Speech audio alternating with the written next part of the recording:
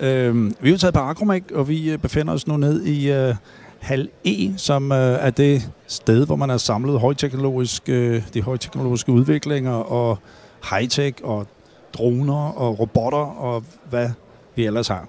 Og Malte, hvad er det for nogle små, søde maskiner, vi sidder og kigger på her?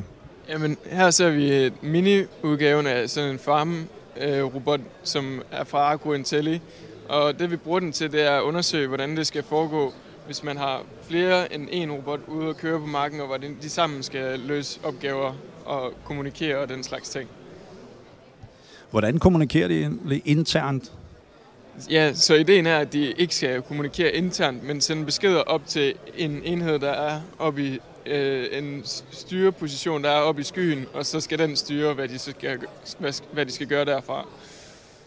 Så de ikke kører ind i hinanden og laver ulykker ude på markerne derude. Hvad kunne en opgave være for sådan en typisk? Jamen, de kan blandt andet så, og de kan høste, og de kan sprøjte, så de kan mange forskellige ting. Ideen er, at det skal være generelt produkt til flere forskellige opgaver ude i marken. Okay, det lyder super interessant. Du må få så rigtig god udstilling. Tak. Tak i måde.